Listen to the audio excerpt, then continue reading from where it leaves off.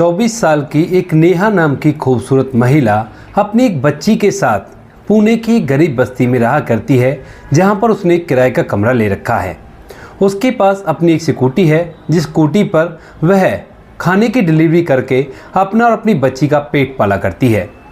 उसके साइड में ही एक शीला चाची होती हैं, वह उसकी बच्ची को संभालने में उसकी मदद किया करती हैं जब यहाँ पर नेहा डिलीवरी का काम करने के लिए जाया करती है। फिलहाल जो उसकी बच्ची है उसकी उम्र यहाँ पर 5 साल है और अभी उसके स्कूल में एडमिशन नहीं हुआ है। तो अब नेहा को अपनी बच्ची का स्कूल में एडमिशन करवाना है, तो इसी वजह से वह काफ़ी ज़्यादा परेशान और हैरान रहा करती है कि किसी भी तरह से मेरी बच्ची का एडमिशन एक अच्छे स्कूल में हो जाए। वहीं पर रोज़ के रोज़ उसे डिलीवरी का काम भी करना पड़ता है। नेहा और उसकी बेटी का उन दोनों के अलावा इस दुनिया में कोई भी नहीं है, यानी कि वो लोग अकेले उस कमरे के अंदर रहा करते हैं। एक दिन सुबह सुबह जो नेहा होती है वह अपनी बच्ची की जिम्मेवारी पड़ोस की ही चाची को देकर वहां से निकलती है अपनी स्कूटी को लेकर और सीधा ऑर्डर उठा लेती है एक अपार्टमेंट का, जो अपार्टमेंट एक पोस्ट एरिया के अंदर था और वहां पर उसे ये खाना पहुंचाना था। दिन के लगभग 10:30 बजे वो खाने की डिलीवरी लेकर वहां से चल देती है और धीरे धीरे उस एड्रेस पर पहुंच जाती है जिस एड्रेस पर उसे पहुंचना था।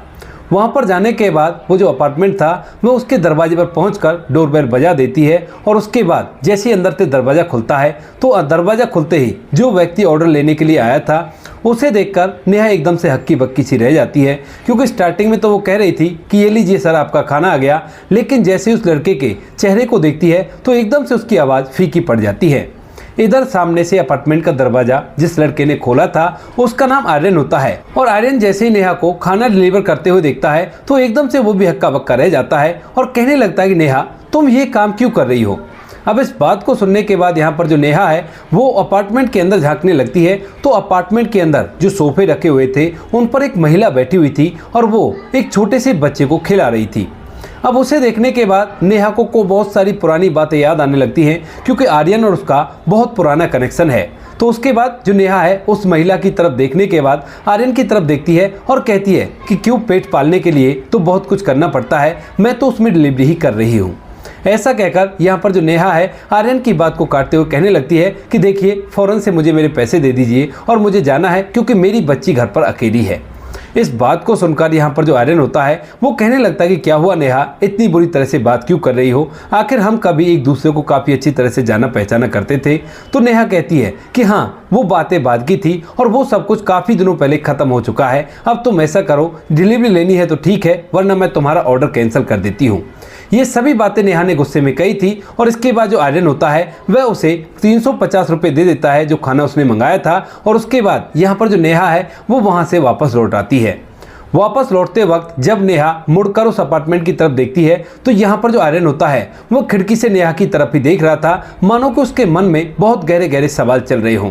कौन था आर्यन और किस वजह से नेहा को इस तरह से जानता था और नेहा उससे इस तरह से बात क्यों कर रही थी, इन सभी सवालों के जवाब आपको धीरे धीरे मिल जाएंगे। इसके बाद यहाँ पर जो नेहा है वो आर्यन की तरफ देखते हुए अपनी आंखों में आंसू ले आती है और इसके बाद स्कूटी को लेकर वापस से अपने घर चली जाती है और उसका बिल्कुल भी मन नहीं करता कि वह आगे किसी का खाना डिलीवर करे या दिन में कैसा भी काम करे। इधर जो आर्यन होता है जब वह घर के अंदर जाता है तो मन ही मन बहुत कुछ सोचने लगता है नेहा के बारे में, क्योंकि नेहा को अपनी बच्ची के लिए डिलीवरी तक करनी पड़ रही थी और आर्यन सोचने लगता है कि उसका पति कैसा है जो उसको बिल्कुल भी हेल्प नहीं करता। और इसी वजह से वह धीरे धीरे जब शाम तक सोचता है तो मन बना लेता है कि मैं नेहा की हेल्प करूंगा और उसे कोई अच्छी सी नौकरी दिलाऊंगा, क्योंकि वो भी तो पढ़ी लिखी है। दरअसल यहाँ पर आर्यन और नेहा दोनों एक साथ एक कॉलेज में ही पढ़े हुए थे और एक कॉलेज में पढ़ने के साथ साथ दोनों को एक दूसरे से प्यार भी हो गया था। इनका प्यार परवान चढ़ता है और ये दोनों एक दूसरे से मिलते भी हैं, लेकिन जब यहाँ पर शादी की बात आती है तो आर्यन के घर वाले नेहा से आर्यन की शादी करने से साफ साफ मना कर देते हैं और आर्यन जो होता है वह अपने घर वालों की मर्जी के खिलाफ शादी नहीं कर सकता था। हालांकि आर्यन नेहा से सच्चा प्यार किया करता था, लेकिन घर वालों की वजह से वह नेहा से इस बात के लिए मना कर देता है और नेहा भी इस बात को सुनकर आर्यन का साथ देती है, कहती है कि हाँ तुम ठीक कर रहे हो, कोई भी दिक्कत नहीं है। लेकिन उसके बाद से आर्यन ने नेहा को कभी भी नहीं देखा। कई बार उसने उससे मिलने की कोशिश भी की थी, उसका नंबर भी ट्राई किया था, लेकिन नेहा का ना तो उसे नंबर मिला था शादी के बाद और ना ही कोई कैसी भी बात हुई थी, क्योंकि शादी के लगभग 1 साल बाद ही जो यहाँ पर आर्यन की पत्नी थी वह एक बच्चे को जन्म देने के बाद उसे छोड़कर वहां से चली जाती है और बच्चा आर्यन को ही पालना पड़ रहा था। ये जो महिला उसके फ्लैट में अपार्टमेंट में बच्चे को खिला रही थी वह और कोई नहीं आर्यन की भाभी है और वह यहीं पर रहा करती है। उसके भैया यहीं से ड्यूटी किया करते हैं और उसके अपार्टमेंट अपार्टमेंट में रहकर ही इस बच्चे को संभाला करते हैं। आर्यन ने उसके बाद शादी करने से साफ साफ मना कर दिया और बोला कि जिस लड़की से मैं प्यार किया करता था उससे मेरी शादी नहीं हुई और आपको केवल शादी इसलिए करवानी थी कि ताकि मुझे बच्चा हो सके। तो बच्चा तो हो ही गया है और कोई भी दिक्कत नहीं है। इन सभी बातों को जब आर्यन सोचता है तो उसे लगने लगता है कि अब तो नेहा का नंबर भी है मेरे पास, तो क्यों ना अब नेहा से बातचीत की जाए और उससे पूछा जाए कि उसकी जिंदगी कैसे व्यतीत हो रही है। हालांकि अब तो उसकी शादी हो गई होगी, लेकिन फिर भी मैं उससे पूछूंगा कि उसका पति क्या इतना भी नहीं कमाया करता जो उसे डिलीवरी करनी पड़ रही है। ऐसा सोचते हुए जब धीरे धीरे शाम हो जाती है तो शाम के समय यहाँ पर जो आर्यन होता है वह नेहा के उसी नंबर पर कॉल करता है जो कि डिलीवरी के दौरान उसके पास आ गया था। अब यहाँ पर नेहा जो कि अपने घर में है और वह अपने पुराने दिनों के बारे में सोच रही है कि किस तरह से वो दोनों एक साथ रहा करते थे और अब कैसे जीवन व्यतीत हो रहा है। वो अपने जीवन में व्यस्त है और मैं अपने जीवन में व्यस्त हूँ।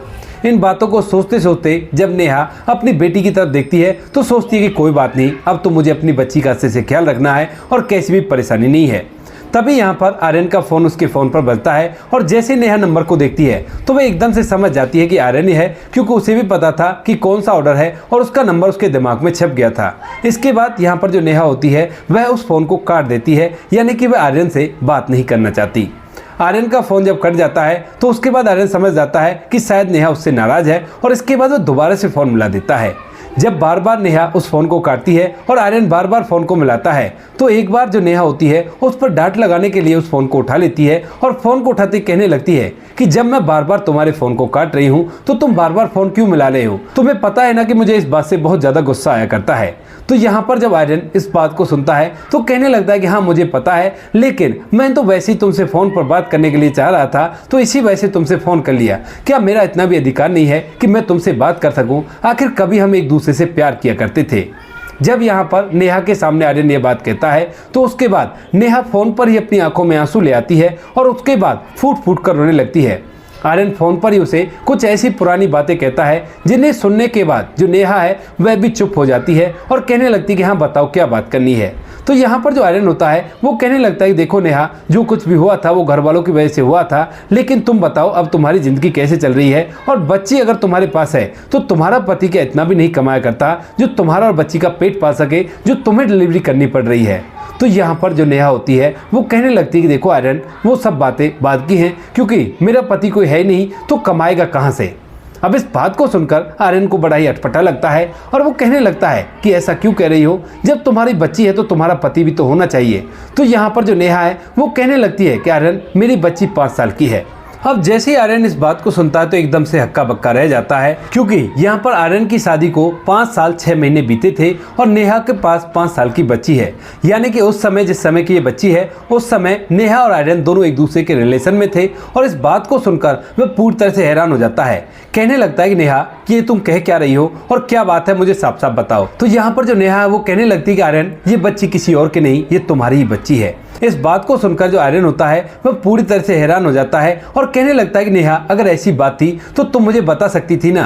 तो यहाँ पर जो नेहा है वो कहने लगती है रोते हुए कि बता कैसे देती, क्योंकि उस टाइम पर तुम्हारी शादी की तैयारी चल रही थी और तुम्हारी शादी से 10 दिन पहले मुझे ये बात पता चली थी कि मैं गर्भवती हूँ और मेरे पेट में तुम्हारा बच्चा है। अब इस बात को सुनकर यहाँ पर जो आर्यन होता है उसकी भी आंखों में आंसू आ जाते हैं और वो कहने लगता है कि नेहा, ऐसा करो, मुझे तुमसे मिलना है और अभी ये बताओ कि तुम मुझे कहाँ पर मिलोगी।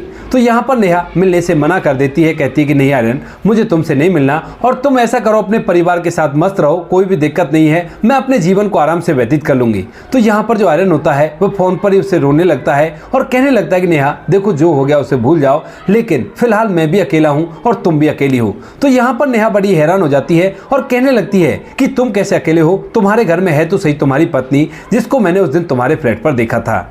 अब इस बात को सुनकर जो आर्यन होता है वो कहने लगता है कि अरे नेहा, ऐसा कुछ भी नहीं है, वो मेरी पत्नी नहीं है, वो तो मेरी भाभी है। जब से मेरी पत्नी मुझे छोड़कर गई है उसके बाद से वही घर के अंदर रहा करती है और मेरा तो वो बच्चा था जिसको वो खिला रही थी, क्योंकि यहाँ पर मेरी पत्नी जब मुझे बच्चा हो गया था तो उसके बाद मुझे छोड़कर चली गई और उसका आज तक भी कोई अता पता नहीं है।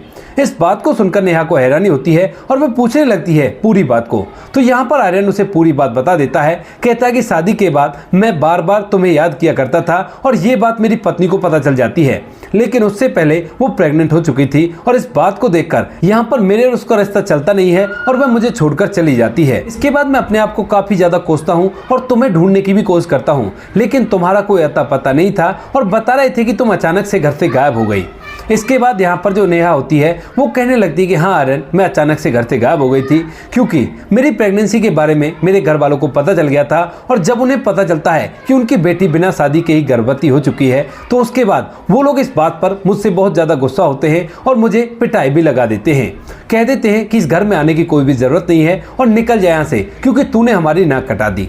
इसी वजह से मजबूरन मुझे घर छोड़कर आना पड़ता है और मैं इस गरीब बस्ती में रहकर अपनी बच्ची का भरण पोषण खुद ही कमाकर किया करती हूँ और इसी वजह से मेरा कोई पति नहीं है। इस बात को सुनकर दोनों जन फूट फूट कर रोने लगते हैं और तभी जो आर्यन होता है वो कहता है कि देखो नेहा, अब तो तुम्हें मुझसे मिलना होगा और कल हम दोनों मिलते हैं और मिलकर तुमसे कुछ बात करनी है।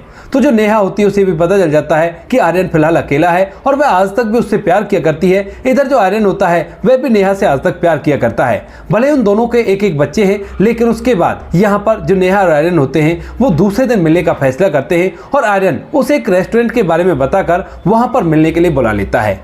आर्यन टाइम से पहले वहां पर पहुंच गया था और जब नेहा आती है सच सवर कर तो आर्यन जब नेहा को देखता है तो देखता ही रह जाता है क्योंकि वो वही नेहा थी जिससे कभी उसने दिल से ज्यादा प्यार किया था। और जब यहाँ पर नेहा आती हुई उसे दिखाई देती है तो उसके बाद आर्यन बस उसकी तरफ देखता ही रह जाता है। नेहा धीरे धीरे आकर उसके पास बैठ जाती है और वहां पर बैठने के बाद दोनों एक दूसरे से ढेर सारी वो पुरानी बातें करते हैं जिन बातों को कभी वो कॉलेज में एक दूसरे के साथ जिया करते थे और उन बातों को करते वक्त यहाँ पर दोनों को वो पुराने दिन पूरी तरह से याद आ जाते हैं। तभी यहाँ पर जो नेहा और आर्यन होते हैं वो दोनों एक साथ मिलकर वहीं के पास ही के पार्क में जाने का फैसला करते हैं क्योंकि अक्सर वो इस टाइम पर ऐसे ही बैठे रहा करते थे। तो नेहा एकदम से चुप रह जाती है और कहती है कि नहीं आर्यन, अब मैं पहले जैसी नेहा नहीं रही, मुझे ना अपनी बच्ची के लिए पैसे कमाने पड़ते हैं और मुझे ड्यूटी पर भी जाना है, तो इसी वजह से अब मुझे जाना होगा, काफी देर हो गई है और तुम मुझे ना ही रोको तो ही अच्छा है। आर्यन जो कि उसे हाथ पकड़कर रोकना चाहता है लेकिन वह अभी उसे नहीं रोक पाता है और उसके बाद जो नेहा है वो वहां से चली जाती है और अपनी ड्यूटी को करने लगती है। धीरे धीरे अब इन बातों को समय बीतता है और समय के साथ साथ जो नेहा और आर्यन है वो दोनों एक दूसरे से दोबारा से बात करने लगते हैं। बातचीत के दौरान दोनों को महसूस हो जाता है कि दोनों के बीच में अभी तक भी वो पुराना वाला प्यार बचा हुआ है और इसी वजह से नेहा और आर्यन दोनों एक दूसरे के काफी ज्यादा नजदीक हो जाते हैं। धीरे धीरे समय बीतता है और समय के साथ साथ यहाँ पर जो आर्यन होता है वह कभी कभी नेहा के घर भी आ जाया करता अपनी बेटी को देखने के लिए और जब बेटी आर्यन को देखती है तो देखने के बाद पूछने लगती है कि मम्मा ये कौन है। तो यहाँ पर जो नेहा होती है वो कहती है बेटी ये तेरे पापा हैं, तू कहा करती थी ना कि पापा कहाँ हैं मेरे और कब आएंगे पापा, तो ये लो ये आ गए तेरे पापा। इसके बाद यहाँ पर जब नेहा की चिंता के बारे में आर्यन को पता चलता है कि यहाँ पर नेहा अपनी बेटी के लिए काफी ज्यादा परेशान है कि उसका एडमिशन एक अच्छे स्कूल में कराना है, तो उसके बाद यहाँ पर जो आर्यन होता है वो अपने पास से पैसे देकर नेहा की बेटी का एडमिशन कराता है। और जब आर्यन और नेहा दोनों के दोनों नेहा की बेटी का एडमिशन कराकर वापस लौटते हैं तो उसी दौरान यहाँ पर दोनों के मन में बात उछल रही थी लेकिन कोई भी किसी से कहने की हिम्मत नहीं कर पा रहा था। ऑटो में चलते वक्त आर्यन के दिमाग में चल रहा है कि क्या नेहा को पूछ लूं सही रहेगा या नहीं रहेगा, क्योंकि उसने एक गलती की थी और उस गलती की सजा नेहा अकेले ही भुगत रही थी। हालांकि उसने उससे इस बात की माफी मांग ली थी पहले बातचीत के दौरान और उसने उसे माफ भी कर दिया था, लेकिन अब वो उससे एक साथ रहने के लिए कहेगा तो क्या नेहा उसे एक्सेप्ट करेगी या नहीं करेगी। ऐसा सोचते हुए धीरे धीरे नेहा की मंजिल आ जाती है और उसके बाद जो नेहा है वो ऑटो से उतरकर चलने लगती है और ऑटो वाला ऑटो को लेकर आगे बढ़ने लगता है। लेकिन तभी यहाँ पर जो आर्यन होता है वह ऑटो को रुकवाता है और रुकवाने के बाद उस ऑटो से उतरकर सीधा नेहा को आवाज लगाता है। नेहा जो अपनी बच्ची को लेकर धीरे धीरे कदमों से अपने घर की तरफ जा रही थी तभी वह रुकती है और रुकने के बाद जब पीछे मुड़ती है तो यहाँ पर आर्यन एकदम से भाग कर आता है और आने के बाद कहने लगता है कि नेहा अगर तुम मुझे माफ कर सकती हो तो क्या तुम मेरे साथ अपनी जिंदगी को जीने का फैसला कर सकती हो।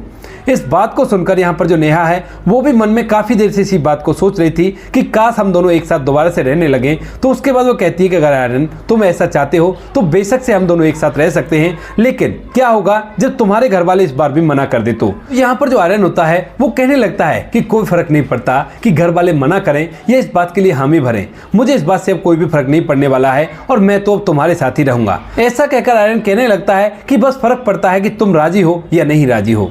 इसके बाद यहाँ पर जो नेहा होती है वो कहती है कि अगर तुम मुझे अपने साथ रखना चाहते हो तो बेशक से हम दोनों एक साथ रह सकते हैं। इसके बाद आर्यन और नेहा दोनों एक दूसरे के गले लिपटते हैं और गले लिपटकर फूट फूट कर रोने लगते हैं। यहाँ पर जो आर्यन होता है वो कहता है कि ठीक है नेहा, अपना सामान पैक करो और मैं अभी के अभी तुम्हें अपने अपार्टमेंट में ले जाऊंगा और वहीं पर रहेंगे और हम दोनों 1-2 दिन में शादी भी कर लेंगे। नेहा एक बार तो चलने के लिए तैयार हो जाती है, लेकिन उसके बाद अचानक से उसके दिमाग में कुछ चलने लगता है। जब उसके दिमाग में कुछ चलता है तो उसके बाद वो चुपचाप रह जाती है। तो आर्यन कहता है कि क्या हुआ नेहा, क्या तुम्हें मेरे साथ नहीं चलना? तो यहाँ पर नेहा कहती है कि आर्यन चलना तो है, लेकिन तुम अपने परिवार से मत अलग हो। अगर वो लोग मना करें तो बिल्कुल से हम एक साथ नहीं रहेंगे। भले हम दोनों एक दूसरे से प्यार करते हैं तो एक दूसरे के साथ ऐसे जीवन को जी लेंगे, लेकिन शादी नहीं कर सकते। तो यहाँ पर जो आर्यन होता है वो कहता है कि क्यों, ऐसा क्या हुआ? जब मैं अपने परिवार से फिलहाल तुम्हारे लिए लड़ने के लिए तैयार हूँ तो तुम इस बात के लिए मना क्यों कर रही हो? तो यहाँ पर नेहा कहती है कि आर्यन, मुझे पता है कि परिवार से अलग होना किस तरह का होता है और मैं नहीं चाहती कि मेरी तरह तुम्हारा परिवार भी तुमसे अलग हो जाए। इस बात को कहते हुए नेहा की आंखों में आंसू आ जाते हैं। तो यहाँ पर आर्यन उसके आंखों के आंसू पहुँचता है और कहता है कि जैसा तुम कह रही हो वैसा ही हो जाएगा। तो मैं ऐसा करता हूँ, पहले अपने परिवार वालों से इस बारे में बात कर लेता हूँ। इसके बाद जो नेहा है वो कहती है कि हाँ शौक से करो, कोई भी दिक्कत नहीं है। और इसके बाद जो आर्यन होता है अपना फोन निकालकर अपने पिता के पास फोन मिला देता है और नेहा के सामने ही अपने पिता से बात करने लगता है। उसका पिता जब ये जानता है कि उसका बेटा अब शादी करना चाहता है तो पिता कहने लगता है कि हाँ बेटा शौक से करो, लेकिन लड़की कौन है? तो यहाँ पर वह बता देता है कि पिताजी आपको ध्यान है ना, शादी से पहले मैंने आपसे कहा था कि मैं एक लड़की से प्यार किया करता हूँ, जब आपने शादी की बात कर ली थी।